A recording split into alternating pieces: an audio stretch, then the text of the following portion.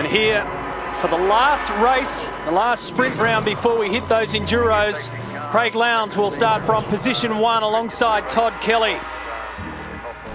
Lowndes showing great wet weather speed. Mark Winterbottom also, and Lee Holdsworth put together his best race performance, so he now knows what it's like to start from the second row of the grid, or he'll know very shortly. Jason and Stephen Richards side by side. James Courtney pushed his way up.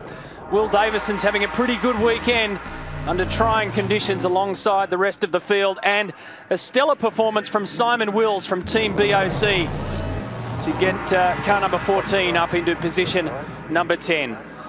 Shane Van Gisbergen and Jason Bargwanna were being investigated for getting together in that race number 2, but the IPO, the investigating and prosecuting officer, has decided not to look into that any further. There was also a question mark over the approach to the start grid in the previous race by Max Wilson. No issue there. However, the Rick Kelly, Paul Morris incident from the previous race is going to be looked into after this third and final race of this round 8 of the championship. Been down into the pit lane, had a look down there. An enormous number of changes being made to a huge number of cars, because obviously many people caught out by the very wet conditions in race number 2, and the real story of this race is going to be the weather. At the moment, the track is largely dry. It's certainly damp on the verges. However, when you look in and around the precinct here, you wouldn't want to bet the house on it remaining that way. Jamie Whincup, so unfortunate in that previous race. Damage in the front right-hand corner of that car. Steering damage put him up the back, suffering the effects of that flu this weekend. Greg Murphy next in the queue. That is the Fuso starting grid. And you should have seen the state of the cars after that last race, Matty. They were unbelievably dirty. All sorts of mess. So one of the big debates, a few of the questions to answer before we even get started. Who does what with the tyres? We understand that Lee Holdsworth will start this race on wets. This is what's headed our way. So the wind at the moment is tending to come from an easterly direction, southeasterly, and you can see that we're just slightly to the southwest of Sydney. There's a lot of weather around, and who starts on what tyre is the big story. Many people chose to warm their wet weather tyres up on the outlap from the pit lane, and then they've gone on to slicks, and they're now on those for the observation lap that the drivers are negotiating at the moment. Most of them, it seems, have gone therefore for slicks. Grant Milne, they're putting the front left on the HRT car, but certainly some people may have taken the gamble. They certainly have, Neil. I strutted along pit lane. Well, I don't know, I briefly ran. Holdsworth, McConville, both super cheap auto cars, and Gurr, in fact, all on wet tyres. It may pay off, mate. It's starting to rain again in pit lane. Well, it's unbelievable, isn't it? We've actually had a bit of a pause in the weather, but at the very moment the race cars go onto the racetrack, along comes the rain. We don't want to be the only group of people in Australia saying that rain's a bad thing, mind you. It's a good thing, but it's a tough deal for when you're driving a V8 supercar like Cam McConville trying to get temperature into tyres at the moment. One man who's been busy this weekend, both driving and working, Grant Denyeau's back in pit lane. Hello, mate. Oh, mate, looking at these changeable conditions, better them than me, I can tell you, with the thick oil slick that's right around this circuit, it is as slippery as a dog on lino out there. I know, because I've been out there today. I tell you what, though, Russell Ingall, wasn't he amazing in that first race? Starting 31st, passing 15 cars in the first lap with a broken windscreen wiper. Couldn't see a thing and made it all the way to the 9th. If you can put on a show like that from the back, what could he do from the front? Grant, I know weather's your thing, and I don't want to step on your toes, but it is starting to rain down here. Probably the heaviest rain we've had so far this weekend. One to watch might be Mark Winterbottom. Frosty did the first 10 laps with no domestic. He was blind for the first 10 laps, got up to 3rd last race. Too late. Some people are going to come into the pit lane here, and you just heard Craig Lowndes saying it's too late, it's too late. Some people have looked at the conditions on the outlap and said, we can't deal with this. They will start from the pit lane. So an enormous number of people peeling off to go back onto wets. So who will the winners be out of this? We know that Lee Holdsworth up the front in position 4 is on wets. Max Wilson just peeling off the grid. So Lowndes, you heard his voice in the background, too late, too late. He'd gone past the pit lane entry. He's stuck on the front row of the grid on a slick tyre. Todd Kelly's up there with him, but you never know. The ball could bounce the other way in 5 minutes and they could be back in business. extraordinary turn of events. You take a gamble here, and it can go either way. It'll really, really hurt those who have to start here, and the weather's going to stay the same. And remember, processing the cars and getting them out here is effectively like getting a grid position. So Stephen Richards is at the pole end of the pit lane exit. All right, so we've got ourselves a start. Let's see who can handle these conditions better. There's no doubt that Holdsworth will get a flyer. I was about to say, I'll tell you the answer to that, because Holdsworth's going to be in business here on a wet tyre. And look at them lined up in pit lane waiting to join. They've got to wait till the last car goes by before they can be released. And here they go. It's around about half the field in pit lane. And they need, obviously, the sweep cars at the back there. They're going to have to be, yeah, they've pulled him up. Otherwise, one of the safety cars would end up tripping up with the field. Hey, mate. Alright, your call on whether you want to come in now or can persist on. You make the call. Campbell, what's coming? What is coming?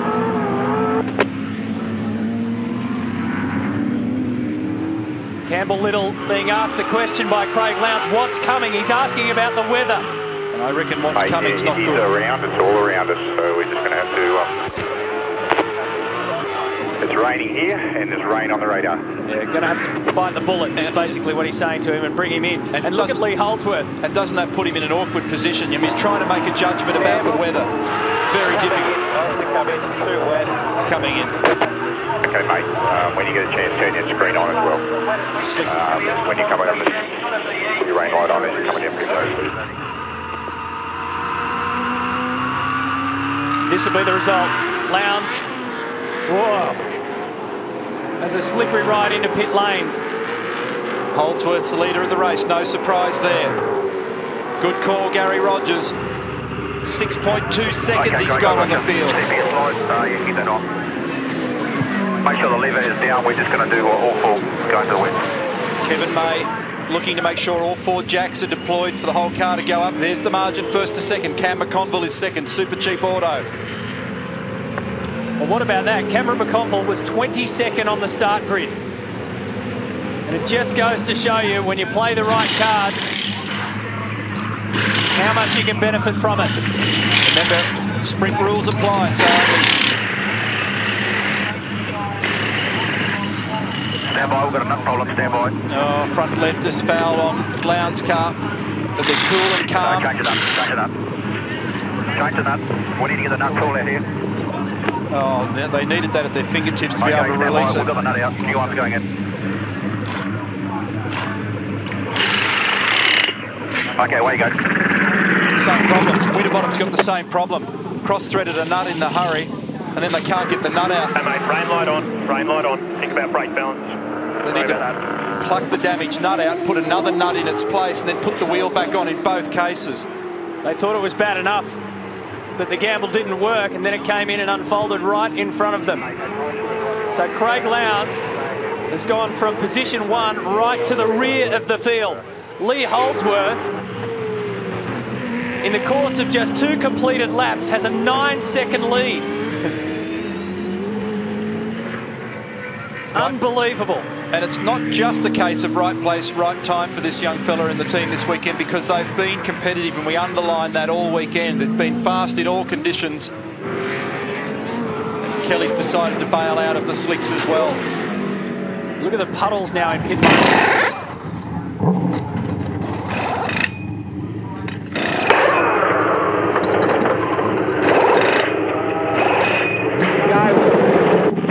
All 4, now he's back in business. When they talk about the rain light, that's the high-intensity red light in the middle of the boot lid. It must be on when the wet tyres are fitted to the car. And that's because of the reduced visibility. It's so easy to drive into the back of the preceding car if it's not illuminated. Very often it's the only thing you can see when you're in the cloud. 1 minute 19.7 for Lee Holdsworth. And he's massively quicker than anybody around him, and he's got an 11.1 second lead.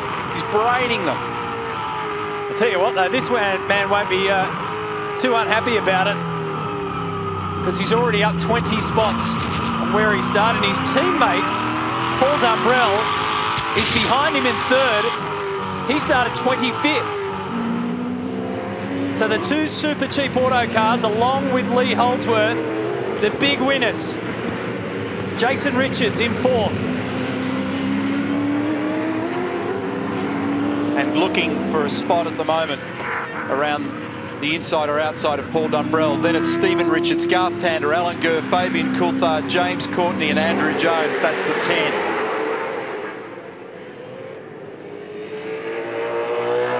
What a bizarre set of circumstances. I reckon that was maybe 15 cars in there in pit lane, effectively half of the field. I could see it coming. They were starting to howl on the radio. They knew they were in trouble and on the wrong tyre. And I went and stood outside the commentary box for a couple of minutes and just stared at the weather to the east. And I can't believe that it appeared what seemed to be out of nowhere within a couple of minutes. Mind you, it had that feeling in the air that that may have been the case. You are the rain man. You brought it down in Winton with us. Drought breaker. Jason Richards gets a good run on the exit of turn 11 and ranges up to the inside and gets the job done. Paul Dumbrell back a spot. Stephen Richards is looking. Gives car number 3 position 3. Holdsworth a 12.6 second lead. And a green box for his first sector on this lap. So all going according to plan for the young Gary Rogers driver. He should extend that lead even further. Stephen Richards in position 5. How many more rolls of the dice can teams make in this race? Because I can tell you now, as we look to the sky, there is no more rain falling on our head at the moment. You might not be able to see it from the onboard cameras with all the spray from the cars in front, but there is no rain falling on the circuit right now.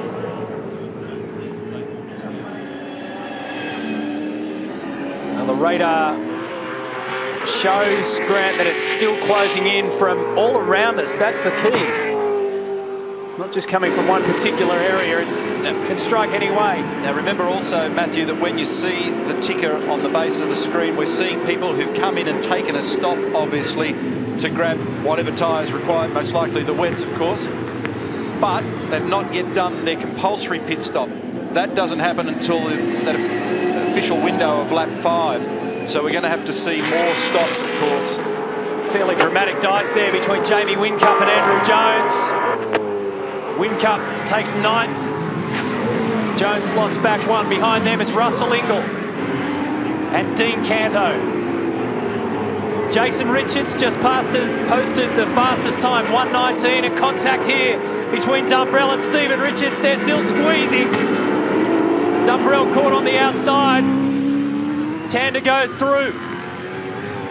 And Fabian Coulthard from the team Cirame.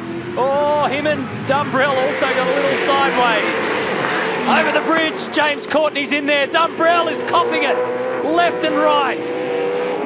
He's getting barreled out of the way at the moment, isn't he? He's copping it. A little bit of damage down the side of that car. Tander's on fire. He's moving through. Richards has got pace, but Lee Holdsworth, fastest lap of the race, 14.3 second lead last time.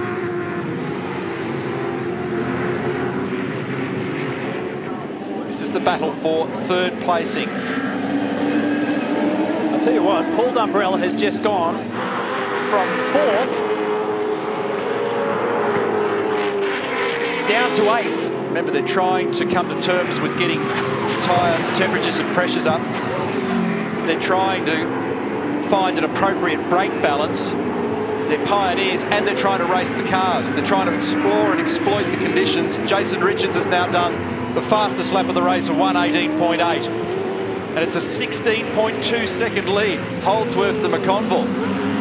He's doing wheel stands in front of the pack. He's disappearing. Turn 3, Richards, replay here. We saw it earlier.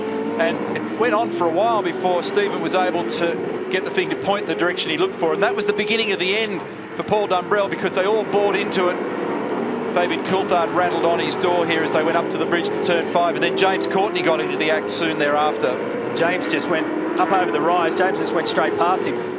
Didn't really have to do any push and shove. Oh, he did. Yeah, he did. He did. Yeah, it wasn't straight past. It was a little bit of Morse code and then on he went. So Rick Kelly now he's going to take his compulsory stop early. Will that be a clever strategy? Shane Van Gisbergen, debut weekend in V8 supercar racing. What a weekend to start. Go, go, go. Now, they just came off slicks. And lots of traffic, mate, lots of traffic. Don't forget, I need to confirm that maybe Myers are deceiving me. But did Rick Kelly just go off slicks and onto wets? Because if he did, he's now done the compulsory stop, and he's done his stop once. Get the boys to check that out, because that will put Rick in a very good position.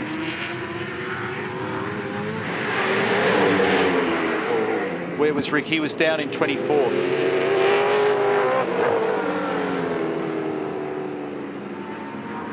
Jason Richards has spent a couple of laps getting closer and closer to the rear of Cameron McConville. It's an 18-second gap between McConville and our race leader, Lee Holdsworth. And it looks as though Richards has got everything lined up to take this position when he wants it. Boys, Rick Kelly stopped, wet tyres only. Yeah, Daniel, if you're still with us, what I'd like to verify, did he come off slicks and go on to wets, or was it wet? Off slicks, onto wets, mate. Right, well, he's in business because he now has done his compulsory stop inside the CPS window, where everybody else is going to have to pull an extra stop. So Kelly is in good shape here as a result of that. Thanks for that, Dan. I thought they were slicks, so I just wasn't 100% sure. So he battled on, he took the pain early, which was the other way of dealing with it, but most drivers were worried about just literally falling off the road. And that's always the risk on slicks, that once it gets wet enough, you can almost not control the car at all. There's a little battle going on within the battle here, because remember that Rick and his teammate, as Dean Canto comes sliding into the picture, Rick and his teammate have been trading this championship lead across this weekend. Garth now is in 5th position, but of course yet to pit. Rick is way down at 29th, but he doesn't have to come in anymore.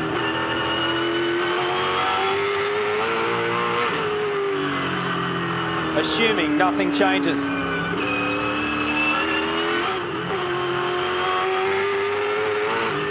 And remember that Rick's battling cold rear tyres on this thing. They're not quite up to the money at the moment, so that's why he's having a battle, and you see the amount of control input that he has to have to keep the car straight.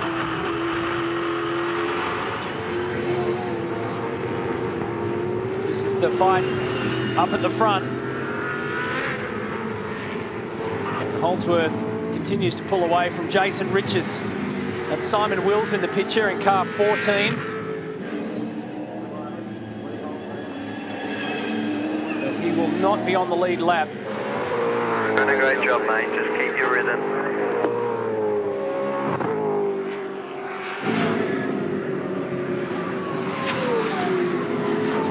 He wouldn't have believed his luck at the start of this race, Lee. But it's been that kind of weekend. Everything's gone right. 3rd in practice, 4th in qualifying, 10th in race 1, 4th in race 2. The pieces of the puzzle have fallen nicely into place.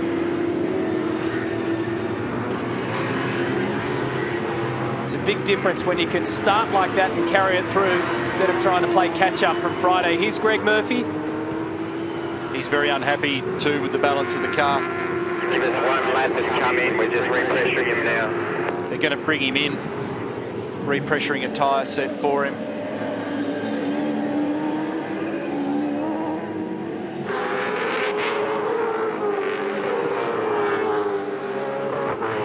One more lap, bit of a spin for Alan Gurr.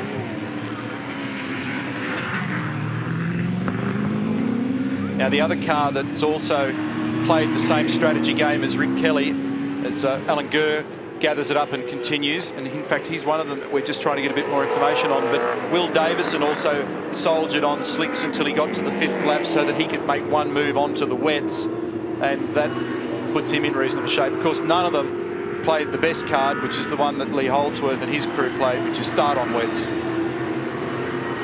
But it does mean And I've just had word through that Shane Van Gisbergen also on that same strategy.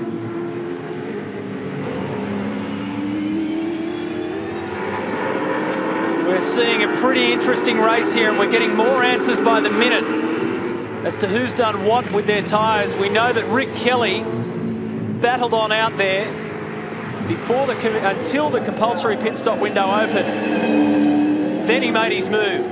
We understand Shane Van Gisbergen's done the same thing. And Will Davison. So I can confirm that 3 people are on the same strategy. They started on slicks, they soldiered on until the compulsory pit stop window opened. Then they put wet tyres on. So they've done their CPS. It's out of the way now. It wasn't the ideal way to start the race, but they had to do the compulsory stop anyway, because the perfect manoeuvre was to be on wets to start with, which is what Lee Holdsworth and his crew were able to create. 21.8 second margin now back to Jason Richards. But bearing in mind, he's got to make a stop at some point, and that will equalise things. There's a lot of stories to tell in this race, and I think there are a couple of other people, possibly John Bowe and Alan Gurr, who've done the same thing. So we'll need to have a bit of a look at that and see who's done what.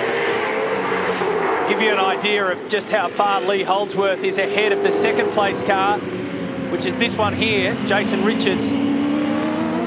Lee Holdsworth was coming around turn 3 when Richards came across the control line, which is right up the top of the main straight. Looking at the radar, the weather's not going to improve at all in the foreseeable future. It's going to get wetter, if anything.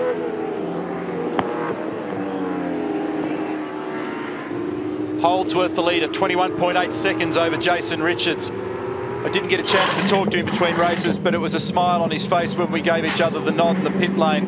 He knows he did a good job in that second race today. Canto, little change to the roll centre on that car as well as he takes his compulsory stop and rejoins. Shane Van Gisbergen off slicks and onto wets. That lap 6 pit stop strategy for him and Team Kiwi. And currently Mark Skaife behind him is contemplating making several changes to the car. They're still really unhappy with the way the car's behaving in the wet. Stephen Richards is in the pit lane in the FPR Castrol Ford. How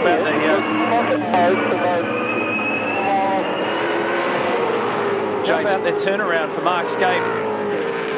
Right at the pointy end of the field. Of course, race 1 victory. When the rain came down today, that car just turned into a completely different beast. Gary Rogers, I don't think I've seen a lead like that in a sprint race ever. What is it that you knew that no one else knew? Well, in fairness, Grant, I didn't know anything. I think the boys knew it. Lee and young James, they wanted to start on wets. I really wanted to start on slicks. So they really pulled the right rein, not me. I bet you're a happy boy now. He's such a talent, isn't he?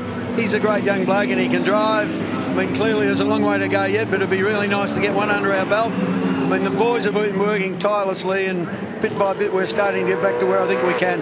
Looks like the only thing shining today is the big fella upstairs on you today, mate. Well done. He looks after me. He can drive and he can forecast the weather, Lee.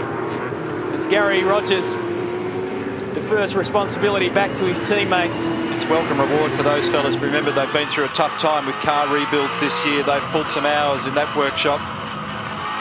Max Wilson. Oh, they are tippy-toeing. John Bowes, the car immediately in front.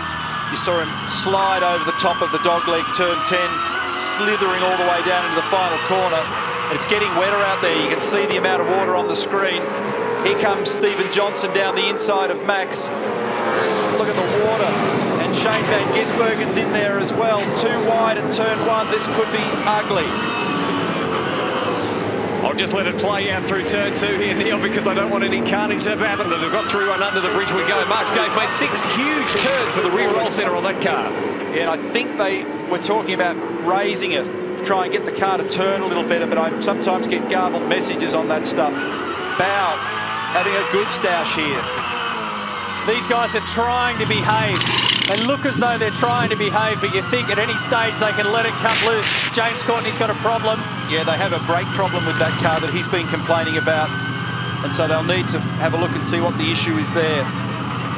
Oh, look at Shane Van Gisbergen. from the Team Kiwi All Black Ford. Ooh. Look at that. Sliding all over the place, and he gets through. Max Wilson, it was his car that we were on board with. Lee Holdsworth leads the race from Jason Richards, Cam McConville, Jamie Whincup, Garth Tander. Russell Ingall is 6th as Courtney plunges down the order in the pit lane.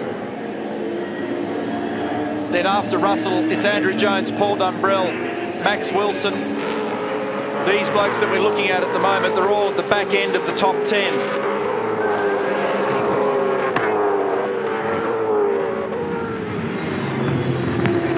It's 20 seconds. That's the difference. Watch this from this 18-year-old Kiwi.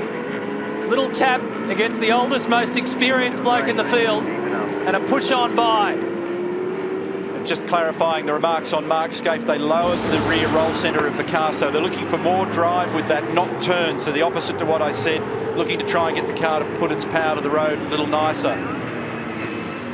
It's pretty fancy work from Van Gisbergen.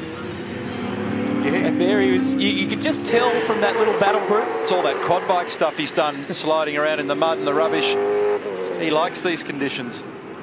You could tell, it was almost like they were trying to be on their best behaviour, but sooner or later something had to give.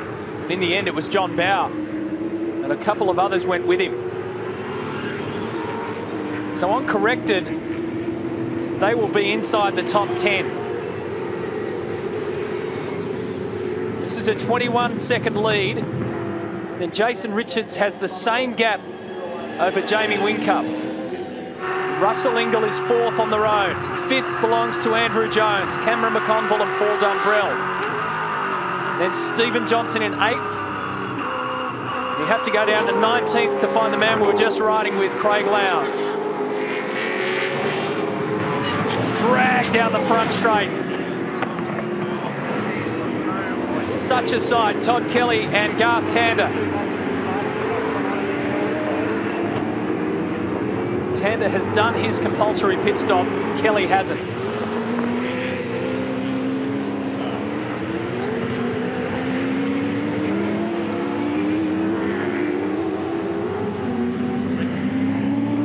And it's important for Garth Tander in this situation to finish in the points or near his teammate. And also important for him to stay clear of Jamie Whincup,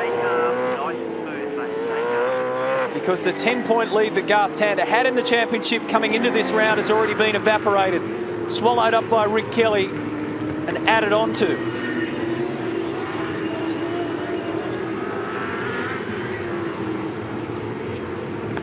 Garth Tander would be hoping that this weekend finishes sooner rather than later. He didn't have much fun at Oran Park last year, and it's where it started to unravel. The championship picture for him, the disaster of the Enduros, his dominance in the early stages of this championship will hopefully not be eroded.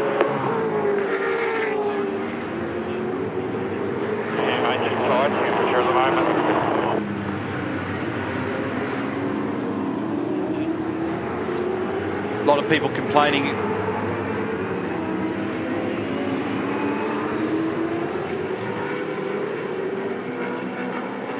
For the last couple of laps, look at that. And they're both on the radio, giving each other a character reference for their trouble. Don't think that they're not competing. Another little issue down here at turn 3, and this is McConville and Murph. A little tap there. A lot of drivers complaining about the grip disappearing fast as the road gets wetter, and therefore the tyres cool out more, the temperature's dropping. Some people, like for example Craig Lowndes, it went on, didn't it, and on and on, and this time Murph ends up out in the potato patch. And Lowndes is going to seek more drive in the car at his stop. He wants them to drop the back of the car a bit to try and get it to come off the corners a bit stronger. And James, well, the body language suggesting that car's going to the garage, whatever the problem is. It's terminal. Brand spanking new car this weekend. Where's his engineer at the back there on the back right-hand corner? Big whack yesterday for that car. Jim Stone in consultation. I think it was a brake issue from what I could hear.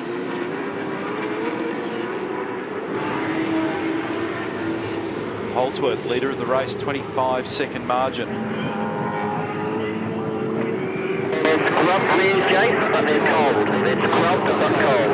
we go, that answers the question. Scrub just means that they've that's Wally Story's voice in the background just talking about traffic. Oh, gee, it's so difficult to see out of these cars. He almost got whacked down at turn 2 by Stephen Johnson. Shane Van Gisbergen in here as well. Scrub tyre just means that they've had a run. They don't have the release agent wax on the tyre, and they've just got the edge taken off the tyre a little, so that they should match up to the road pretty nicely, pretty quickly. When they're brand spanking new, wets are actually unbelievably difficult to drive on just for the first 60, 120 seconds. And that's why they prefer to scrub them before they come to the race meeting. Sometimes on test days, they just give them a light rub before they go.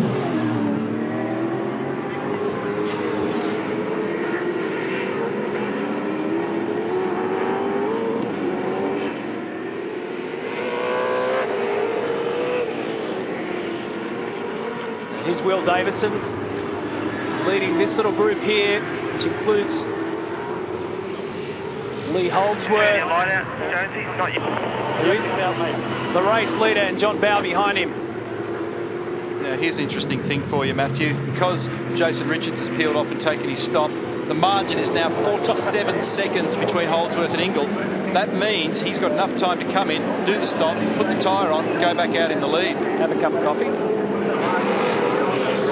James Courtney can go down and have a cup of coffee, boys. No front brakes on the SBR car. That's not good. Extraordinary. 47 seconds is the lead.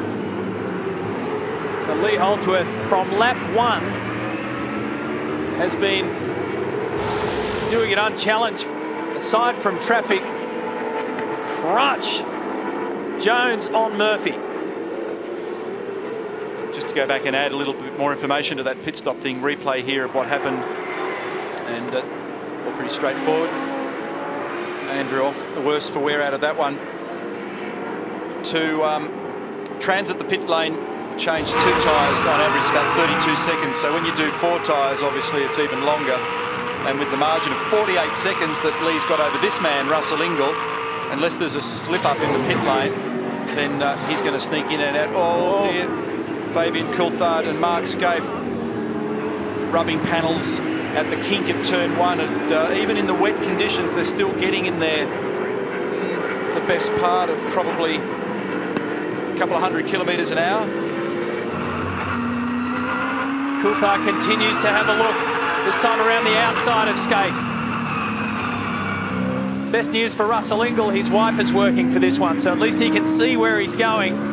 He won't be able to see Lee Holdsworth, who's 48 seconds now in front of him. I should point out that even when the wiper is working in these conditions, that what you say is being able to see is for a nanosecond, and then you can't see again.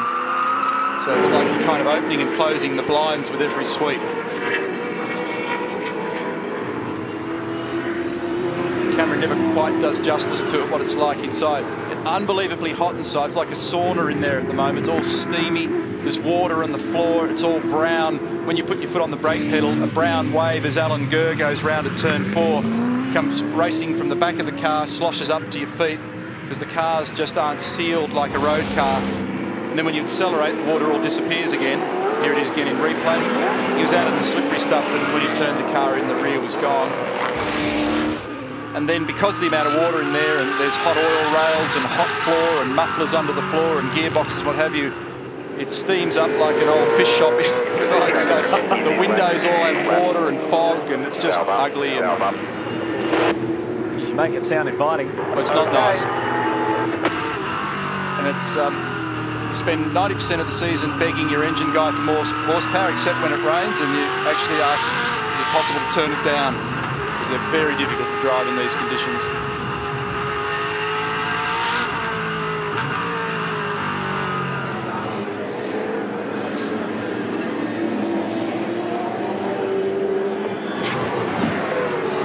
Here's the stop for Lee Holdsworth. This is critical. This it sure is. Compulsory stop. Neil is going for brand new unroaded wet tyres on the rear only. They're expecting him to take about 4 laps to come up to temperature, but what a remarkable performance. If this was any other track, here's the remarkable thing. If this was any other track, which normally has a shorter pit lane, with the lead he has, he could have pit and still remain the race leader. Just a remarkable job for a very young junior team. Even his engineer, young James Small, is only 24 years of age. Gary Rogers certainly does have a great track record of finding and fostering young talent, just like Garth Tander, Jamie Whincup, and now Lee Holdsworth. Lowndes, there's that change to the rear roll centre. The speed brace adjusting. He did lower the back of the car then, looking for more drive. And going out on unroaded wets on the rear for Lee will make him very tippy-toe. We were sort of lucky with that one. We got that roll centre adjusted too, mate, so just got to push up and see what we can do.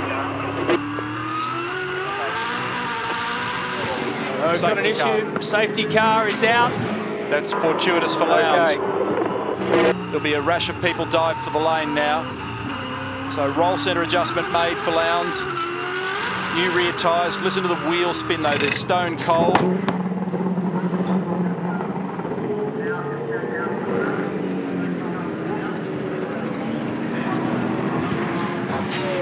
The radar shows it's going to continue to be wet here. We understand that the problem is with Jason Bright.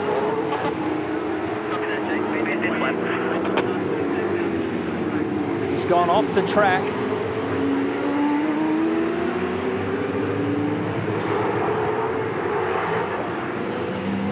Can't see what the problem is at the moment, but we'll obviously get on top of it as soon as we're able.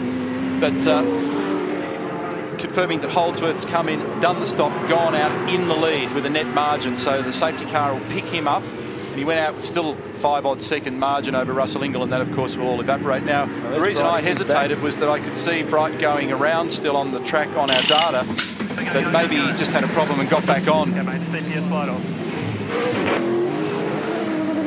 Well, I was watching the monitor, Neil, when Lee Holdsworth came in. It was a 49-second gap he had over Russell Ingall. We'll have to wait for a lap or two just to see where we pan out to where racing with.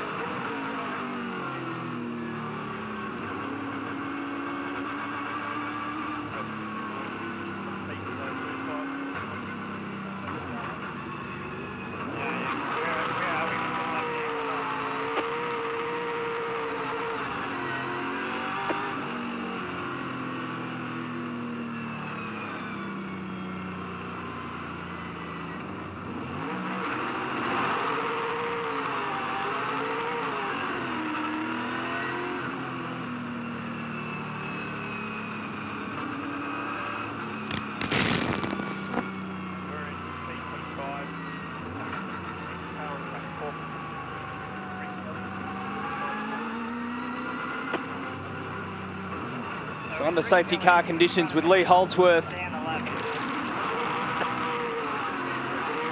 now having to fight off the rest of the field, given that for 20-odd laps he's been out there just battling the elements effectively.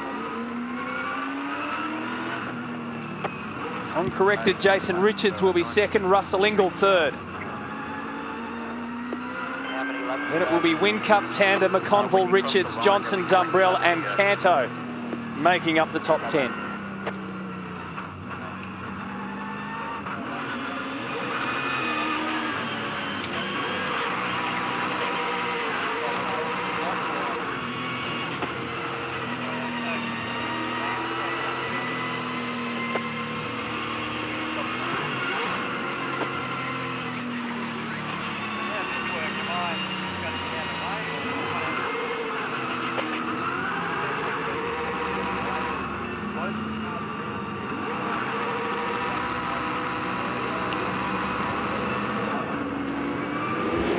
quite a few cars in between him and Jason Richards that are lapped.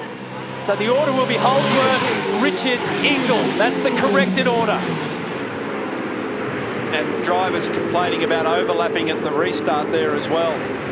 So there's going to be some issues, no doubt, that race control looks at that. This is the restart. And a problem in the background here as Kando arrows off, and this will create another safety car scenario.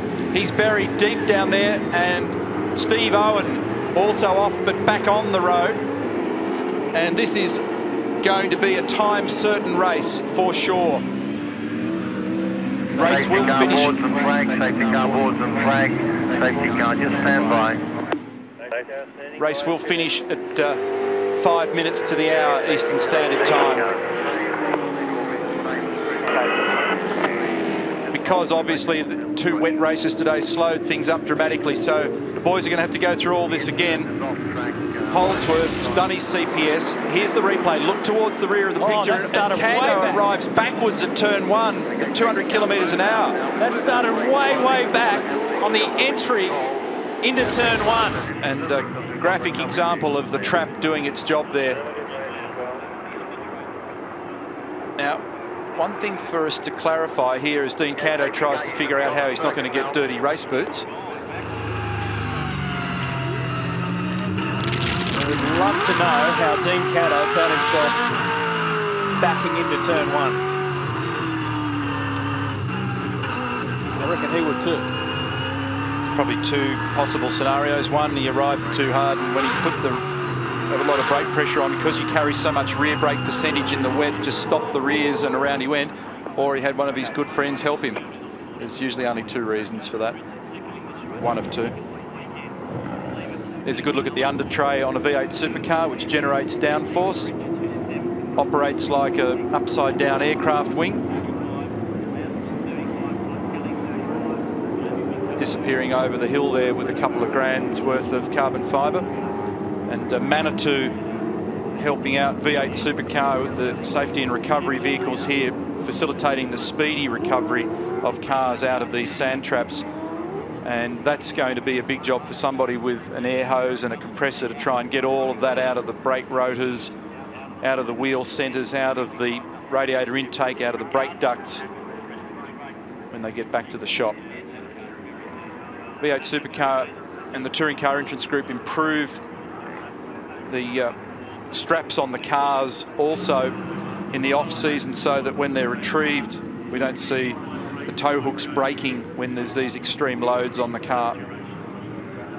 Imagine how heavy the thing is at the moment when you're trying to drag out 1.5 tons out of the sand. I thought you were talking about the sand, 1.5 tons. It's a mud trap now, but it did its job. That's the important thing.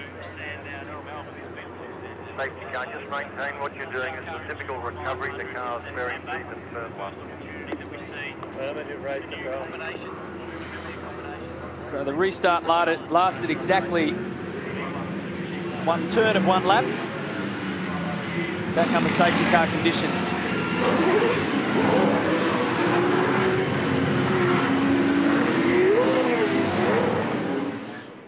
And it could be a while before they get that one out of there. He was up and around about, he was in 10th position when that happened.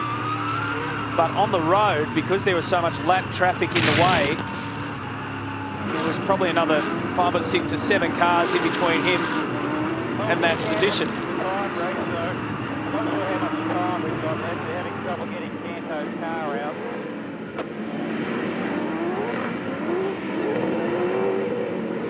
And now they've managed to get the car out complete with a brand new muddy look. Don't forget BigPondSport.com for your latest V8 supercar news, live and on demand. Well, Jason Bright back in the garage conditions, as we've seen, not great out there. Yeah, they're not great, but I was really happy with the car. The car had pretty good speed. We just had a lot of trouble trying to keep the windows clear. We were fogging up for last couple of laps there, to the point where I just couldn't actually see whether I was on the track. The first thing I knew I was heading off the track was when I felt myself go over the curb. So a bit disappointing. The Fujitsu car was going pretty well this weekend, wet or dry. Pretty terrifying at those speeds, Jace. Better luck next time round. Yeah, thanks, mate. Cheers. With the pace of these machines down the main straight at Oran Park. weather still hovering all around us. Gunk, mud, water on the track. Gurr finds the mud on the right-hand side at the exit of turn 1. Lee Holdsworth is the race leader, a 4-second lead over Jason Richards. There's Rick Kelly, caught in a bit of a jam in one of the Tasman Motorsport cars. Found the dirt as well. They made a massive adjustment to the rear of Craig's car, looking for more drive in these wet conditions. They lowered it 9 turns. That's a lot.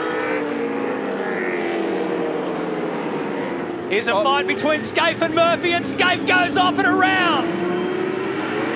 And this will be another safety car, believe it or not. Incredible. Safety car boards and flags, safety car. He's had a go, he's grabbed reverse. He's not going to move it.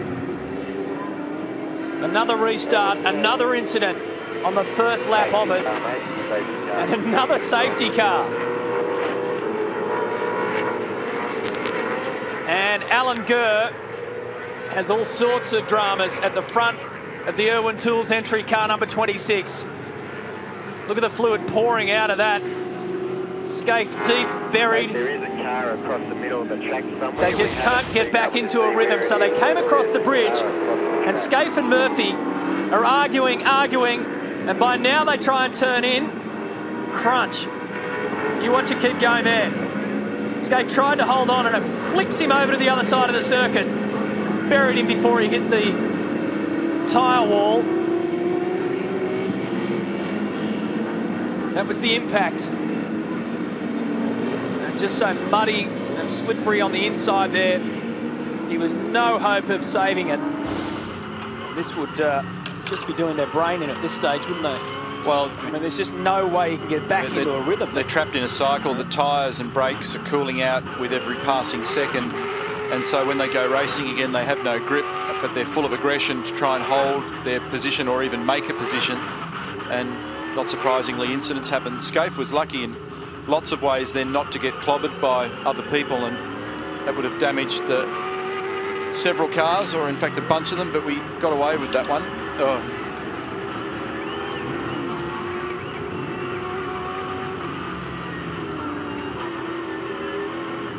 So we've got a problem there with the toe strap. It's broken.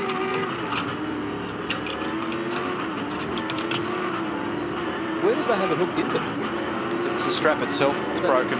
They've actually, they've got toe points that are on the top of the rear shock towers. Did they have it strapped into there? They must have. I just have toe strap there, mate, so don't know how they're going to go towing your head at the moment. I keep saying it, but we keep on having Keystone cops when it comes to the car retrieval from time to time. I don't understand why. There's so many other ways you could remove the cars.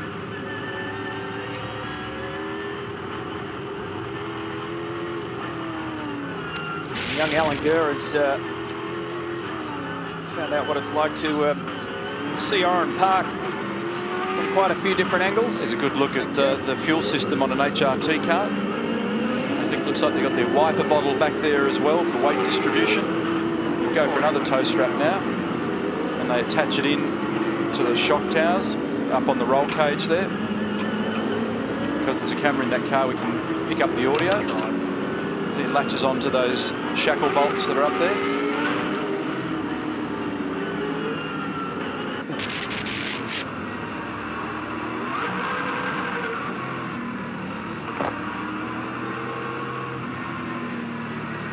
Got him.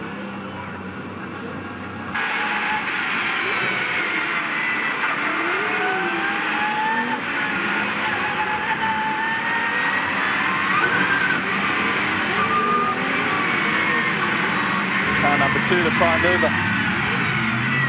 That's Scaife.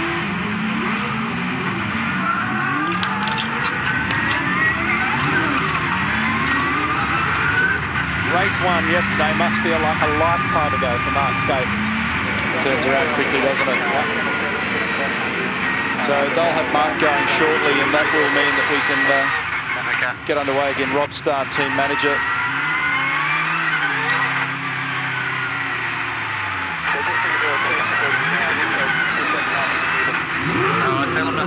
They want to do it.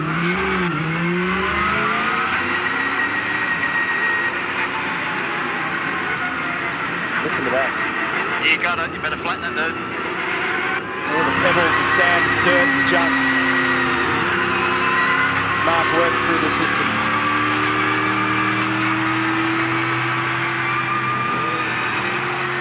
Here's a bit of push and shove between Russell Ingall and John Bowe. And this is what happened to Alan Gurr in the middle of all that. Oh, so there was contact with Max Wilson. Just bizarre. And because there's variations of the go-kart track and the motorcycle track here, they shoot off in every direction, just like Mark Skaife's doing here after the contact with Greg Murphy. There are that many road options, like you can see here. It's actually hard to know who's going where sometimes in these conditions. But the safety car lights will be out momentarily and we'll get underway with this and hopefully get a clean start. The danger is cold tyres, cold brakes, lack of grip, high aggro levels.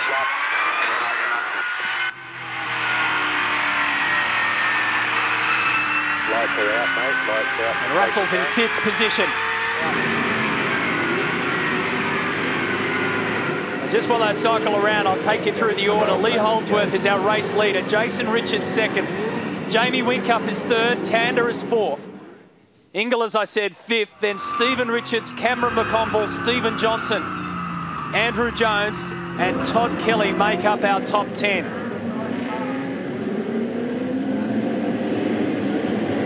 We've got about 17 minutes of racing remaining. There's no way I'm going to preempt what's going to happen on this lap. This restart. Off they go. Still plenty of puddles on the track. Lap 35 of 46. Down to turn 1. The first 10 cars go through cleanly. Little bit of push and shove at the back there into turn 2. Headlights are on for John Bowe. Now, a lot of these cars here are lap traffic. Van Gisbergen off the edge of the road down there at 3. Oh, uses the go-kart access road to rejoin.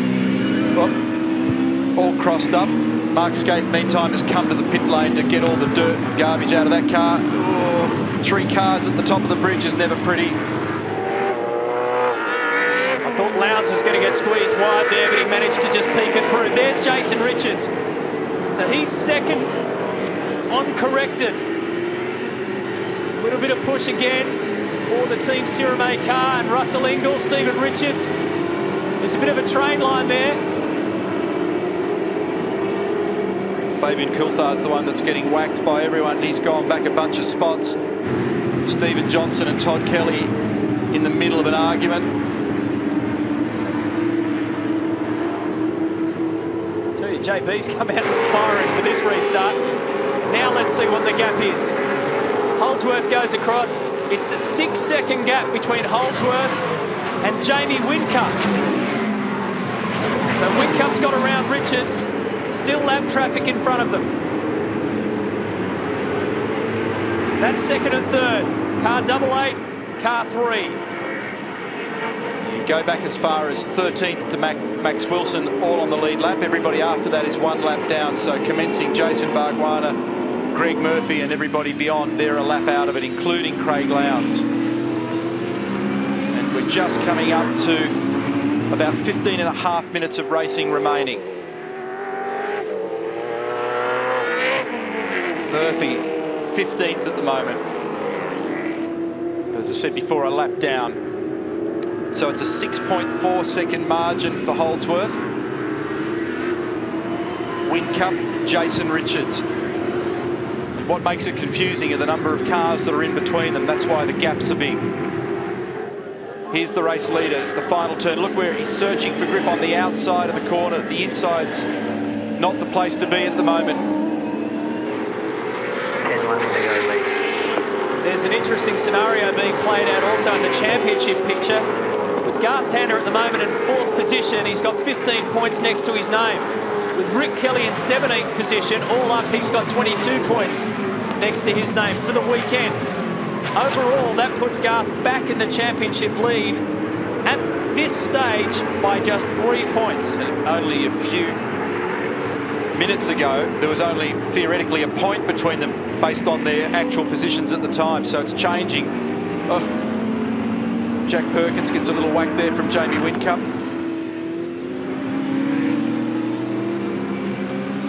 It's a 7-second lead now for Holdsworth.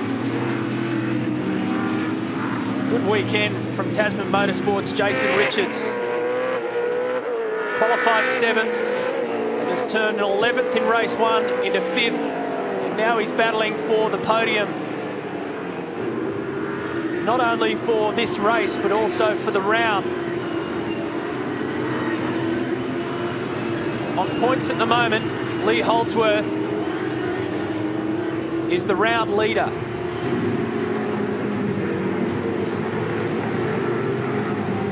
Whincup and Stephen Richards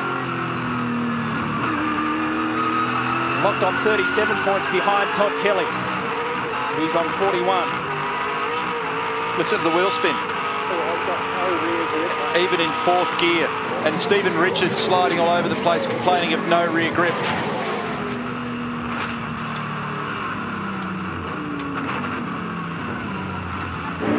Ingle gets the job done on Tander. Well, Mark Skaife, a frustrating end. How'd you see it? Oh, look, shocking. I mean, our car was very, very good in the dry, and then as a wet car, it's just been so bad, it's unbelievable. It doesn't have any low-speed traction, and it doesn't have any mid-corner rear grip, so you can't keep it flowing. So really bad. I mean, it's as bad a car as I've ever driven in the rain. So you know, normally our cars are pretty good, and you know, obviously got a bit of soul searching to do as a wet car.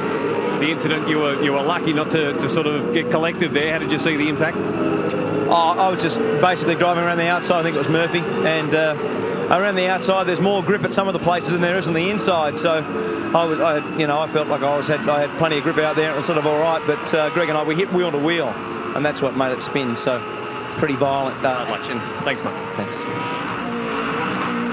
That car wasn't good at Winton, or should I say the HRT cars were not good at Winton in that respect either. And Jack, no, it's not Shane Price, I'm sorry.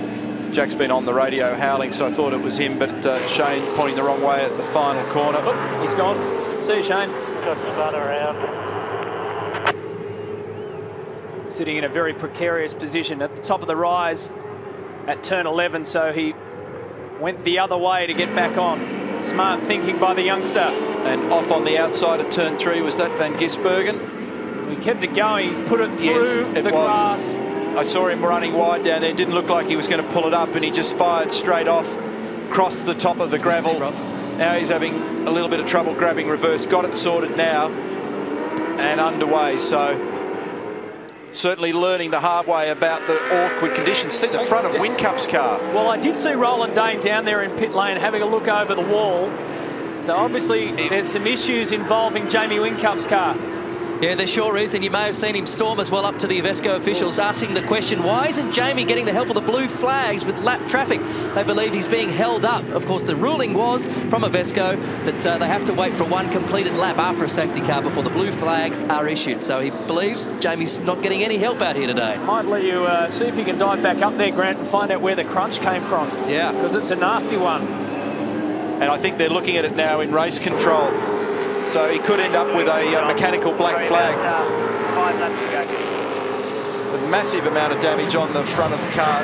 Here's Stephen Richards. He's sliding every which way at the moment. He's position 6. Will Davison against Jack Perkins. Kelly in there behind them. And Jack held his line there. A little tap from Wills on Ingle. Ingle buys it back into it on the inside. Crunch again.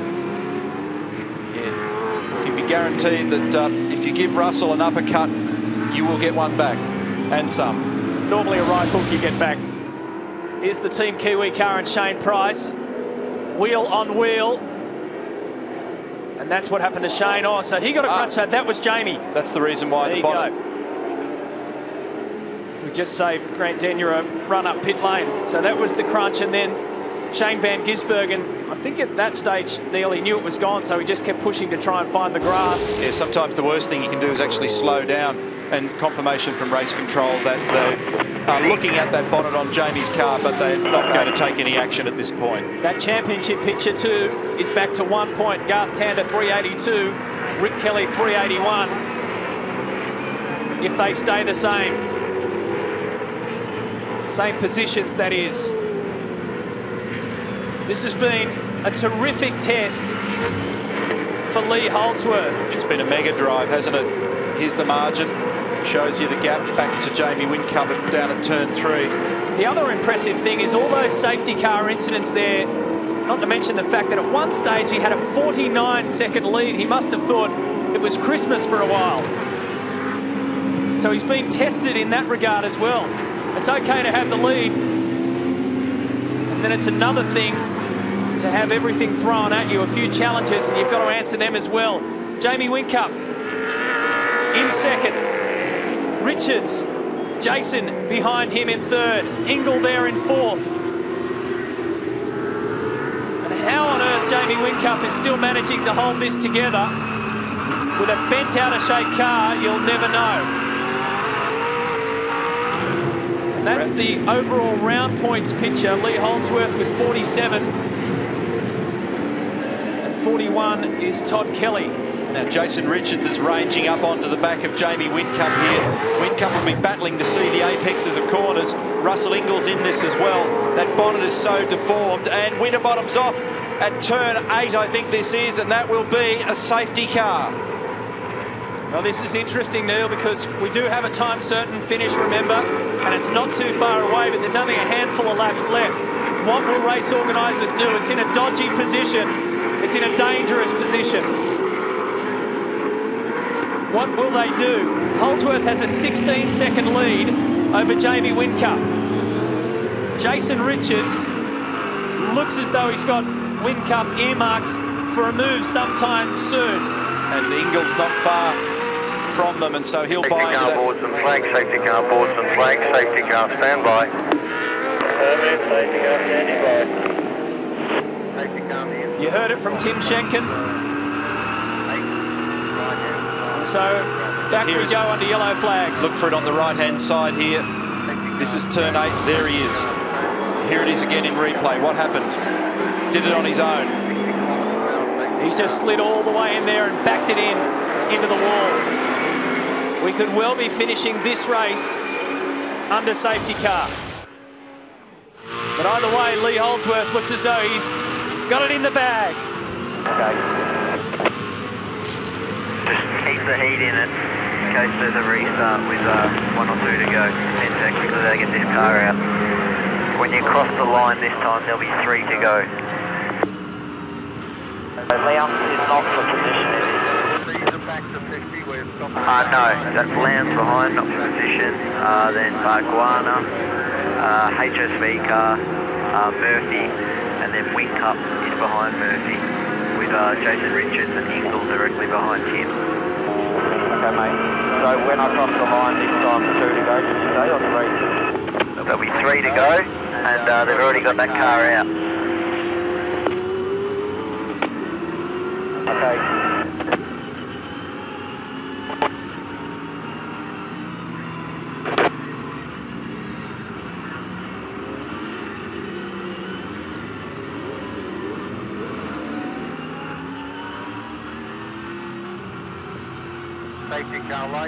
Now they've cleared the Winterbottom car from turn 8 quite quickly. The lights are out, so we're going to get a restart. 3 to go.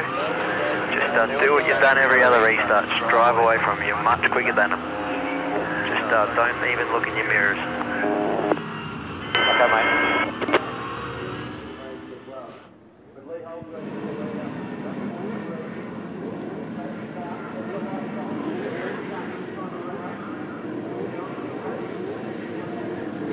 Jason Richards, Greg Murphy rather, wants to take off straight away. Lee Holdsworth has been given instructions by his team to not even look in the mirror. Concentrate on what you've been doing. Stay out in front and hold on to this victory. What Lowndes is trying to do, of course, is get himself unlapped We're running out of time here, but if he was unlapped and there was another safety car to get him back in touch, Murphy around with Whincup. Whincup, has he saved it? Yes, just. Ingall's gone to the motorcycle road on the right, so is Jason Richards. It's chaos. And carnage. They can't help themselves, and off they go again. Stephen Johnson. There's a lot of spinners there, mate. Smashed into the back. There's smoke billowing out of another car. And that was one of the super cheap cars. He's pulled off. That is Cameron McConville. He got crunched front and rear and side. Actually, I have to say, for the supposedly the best 30 blokes in the country, there's a few of them out there who need a slap around. Well, they've got it. That's exactly what they've got, Neil. Their cars have been bashed around. Their rears have been clobbered. You're doing great. And they've been outdone by one of the youngest guys in the field. Who hasn't put a foot wrong. And not only that, Garth Tander has now found himself in second position, which is good news for his championship picture. It puts him 8 points clear of Rick Kelly at the moment. Whincup slots back to third. You can see there, car number 6, the Castrol Ford of Stephen Richards. He's fourth. Russell Ingall is fifth. Lee Holdsworth has a 4-second lead, a 4.8-second lead. Only a couple of laps left.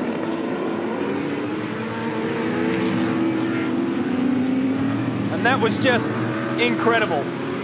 Everybody just seemed to be involved in it. Holdsworth. That's the name to remember out of this third race. Valvoline Cummins, Gary Rogers Motorsport on target at the moment for a round win and a race 3 win. And it's been a superb drive. Tander, huge recovery from a tough race 1 that had him off on the outside of the road at turn 3, broken front left suspension component. Take it easy, bring it home. That's the good news. I'm glad they've managed to make it. I'll tell you one thing I'm not in favour of. There's been a relaxing of the rules in relation to being able to push and shove, and I think it's gone too far. Let's not take away from this victory from Lee Holdsworth, who has now 7 or 8 turns left to know what it's like to be a winner in the V8 Supercar Championship. 24 years of age, and a despondent Cameron McConville sums up the feelings of many. And not just many out there, but many of the experienced drivers. In his 27th championship start, Holdsworth is not only about to get his first race win, but also his first ever round win in the V8 Supercars. The strategy worked brilliantly, and the drive was there to match, because this is one for the young guns. Lee Holdsworth is our champion at Oran Park.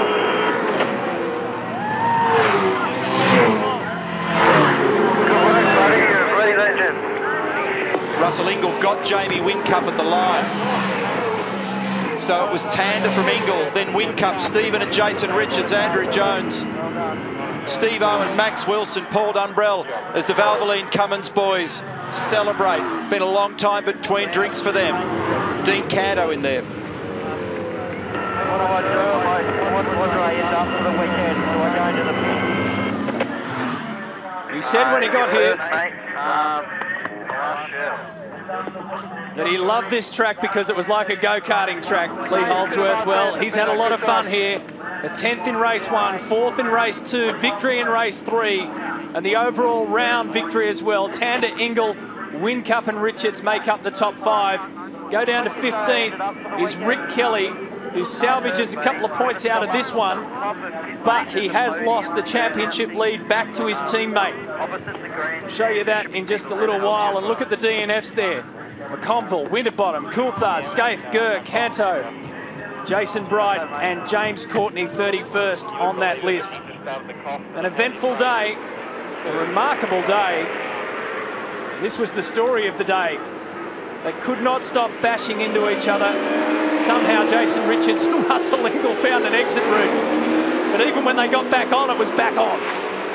There'll be more to all this. I think you'll find that the IPO will have to investigate some of these things post-race, so it could be a while before any of this is official. Now, this is how they finished overall for the round. Holdsworth, 47 points. Richards and Lowndes will share the podium on 38 points, and then Kelly Whincup and both Rick Kelly and Mark Skaife pocketing 24 points each. Well, Gary Rogers, the young star of V8 Supercars, now has his name in lights. It's been a dry spell. In fact, drier than an armless alcoholic, I would say, for you. How good does this feel? I mean, it's great, Grant, especially for the boys. I mean, all the workers. I mean, Lloyd, he's done a fantastic job to drive the car, but you've still got to have a fantastic car to drive. And all these guys have tortured and got through it, and it's just a real credit to them all. He's led every lap of this race. We haven't seen that, I don't think, ever since having the compulsory pit stop stage. It was a dominating performance. You've found so much other young talent. What strikes you about this guy? Well, I mean, he's very, very level-headed. He never gets flustered. When the pressure's on, if something mucks up, he gets over it really quickly and just gets on with life. He's a very, very much like Jim Richards, I reckon. He's just a bloody good driver. Great to see you back on top. Well done, Gaz. Thank you.